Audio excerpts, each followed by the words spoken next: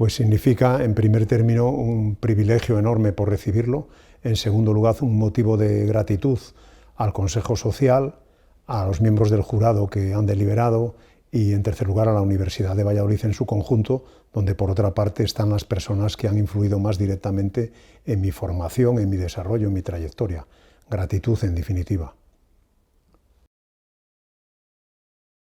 El aspecto más destacable para un docente, en mi criterio, es que tienes que tener vocación. Lo que haces te tiene que gustar, tienes que creer en el proyecto. Por otra parte, te posibilita actualizarte, estudiar. No puede explicar a aquel que no estudia y no está al día. Y, en tercer lugar, te posibilita estar en contacto permanente con personas jóvenes que siguen tu misma trayectoria y tu misma vocación. Formar a médicos es una tarea apasionante, también a otros sanitarios, como hacemos habitualmente en el seno de nuestro grupo, ¿no? Pero sobre todo es la posibilidad enorme de poder suscitar capacidades en otras personas. Bueno, probablemente un sector de la población sí que valore de una manera muy elevada el esfuerzo que se hace en docencia. Hay muchas personas, son millones los que en España se dedican a formar en distintos niveles a otros, ¿no? En este sentido yo creo que es valorado. Ahora, el reconocimiento global que puede tener nuestra actividad en el contexto de una facultad de Ciencias de la Salud o en una facultad de Medicina, pues siempre necesita mejorarse, ¿no? De hecho, en nuestra profesión, en la medicina, pues hay muchas voces que continuamente reivindican el protagonismo que el médico tiene en la sociedad y que yo creo que es perenne a lo largo de los años y de las décadas, ¿no? En este sentido, yo creo que el esfuerzo que se hace en docencia debería de ser siempre bien considerado y, sobre todo, facilitar el acceso a las generaciones jóvenes. Nunca es suficiente el apoyo que se dedica a la investigación. De hecho, en la asignación presupuestaria que cada año se hace en el contexto de nuestro país a ciencia o a desarrollo y a innovación, pues se echa en falta un crecimiento sostenido más elevado, ¿no? Yo creo que la ciencia en los grandes países del mundo y que son referencia para nosotros está más dotada, por lo tanto debiéramos, como nación que somos, dedicar más presupuesto a este aspecto. La falta de financiación es un condicionante importante, pero también lo sería la proyección de la carrera profesional de las personas que se dedican, el reconocimiento en la cohesión de los grupos y también su propia estabilidad, la capacidad de interactuar o de tener lo que llamamos periodos de estancia en el extranjero, años sabáticos, estancias en centros de investigación y, sobre todo, lo he dicho al principio, la capacidad de incorporar a profesionales jóvenes desde el inicio de la carrera y que puedan desarrollar con honestidad su carrera profesional estable en el contexto de estos grupos. Sin duda, en nuestra universidad depende en gran medida del talento, como usted dice, joven que sepamos incorporar. Un hecho esencial en la vida es darse cuenta que nuestras carreras son limitadas y que la propia biología, y estamos en una facultad de medicina, imprime pues, una serie de limitaciones a la propia permanencia de las personas, ¿no? Entonces es muy importante tener cantera, para decirlo de una manera inteligible, si me permiten la expresión, ¿no? Y en ese sentido el talento joven es un valor innegable para nuestra institución y para otras de nuestro perfil. Bueno, desde el punto de vista genérico es una pregunta que no sabría contestarle. Yo creo que España, los indicadores así lo atestiguan, es un país con un nivel de desarrollo elevado en el contexto del mundo.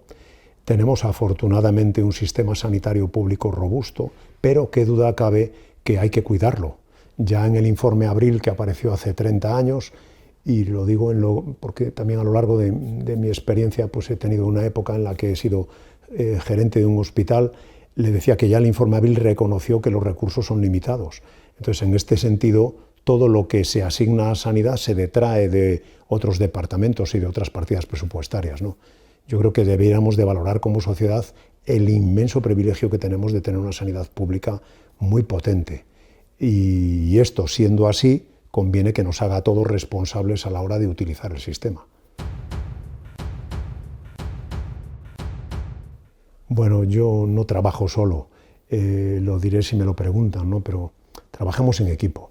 Entonces yo creo que la respuesta a la pandemia ha sido multidisciplinar, no solamente desde nuestro ámbito de ejercicio como médicos especialistas, sino otros médicos especialistas en otras tareas muy destacables, ¿no? En el contexto, por ejemplo, de la actividad en la comunidad o en el hospital, otros profesionales desde enfermería, técnicos de cuidados auxiliares, pero también todas las personas de apoyo en un hospital.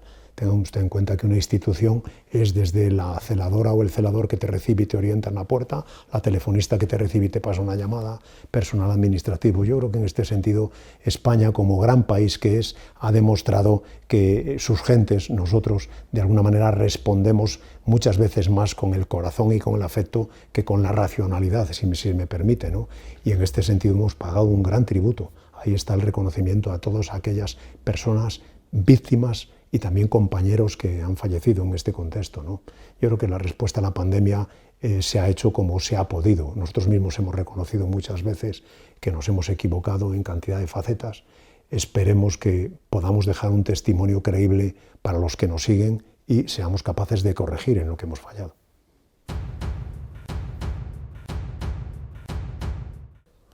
Bueno, yo soy optimista por naturaleza, ¿no?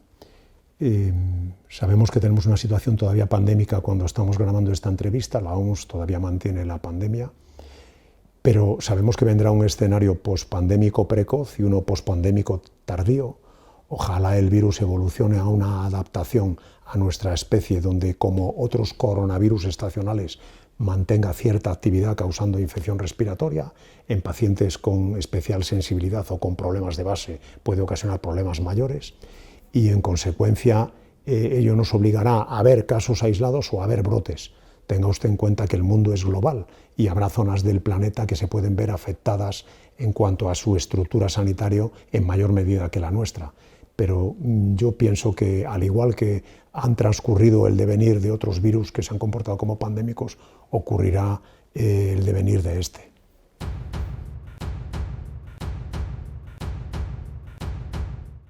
Bueno, nosotros aludíamos en este estudio al que usted dice, era una reflexión, ¿no?, a que desde siempre en nuestra experiencia a lo largo de los últimos 40 años hemos visto que cuando las temporadas de gripe han tenido poca actividad, generalmente la temporada siguiente se adelanta y además tiene mayor intensidad. Pero aquí hay que matizar que con la irrupción del SARS-CoV-2 el virus se ha comportado como hegemónico y en consecuencia no podemos inferir con nitidez lo que va a ocurrir, es una incertidumbre.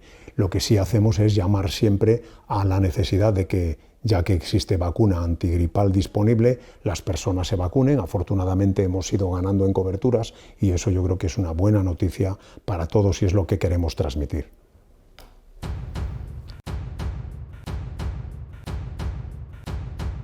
Bueno, yo creo que una lección importante es la tremenda humildad que nos debe de embargar, siendo conscientes de que en el año 2021 todavía no tenemos sistemas de vigilancia de enfermedades zoonóticas, de enfermedades de los animales que pueden saltar y saltan al ser humano, suficientemente sensibles y ágiles. Eso es lo primero.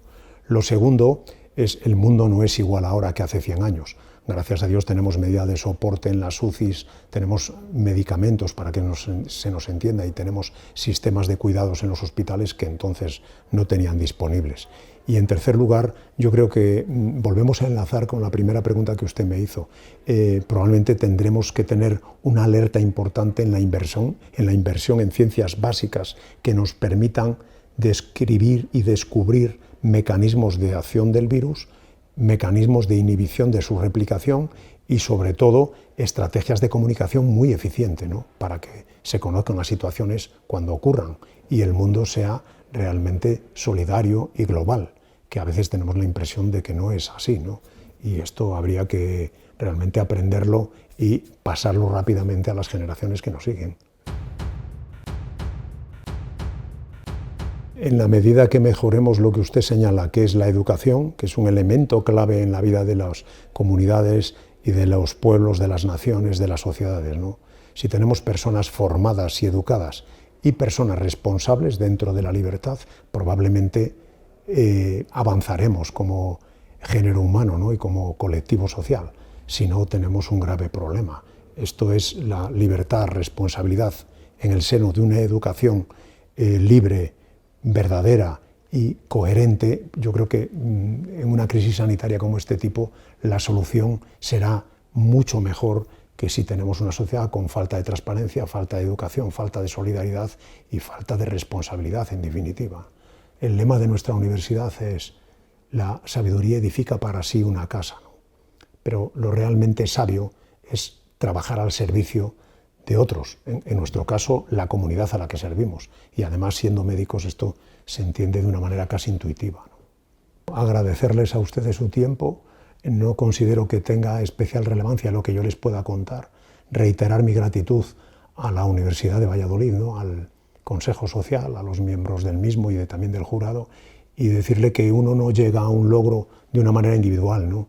Hay un reconocimiento a mis maestros, a las personas que me han formado, a mis colegas, a mis compañeros y, por supuesto, a todas las personas que en el ámbito sanitario trabajan en nuestro entorno y, por supuesto, dedicárselo a lo más importante, que es a las personas que nos confían su salud, a los pacientes, también a los que han fallecido y, gracias a Dios, a muchos de aquellos que han sobrevivido, algunos con secuelas importantes, pero lo importante es que de la unión y de la solidaridad entre todos, y no quiero que sea una palabra hueca, sino de verdad del apoyo y de cómo nos sepamos acoger como seres humanos, dependerá el éxito de lo que podamos tener que afrontar en un futuro.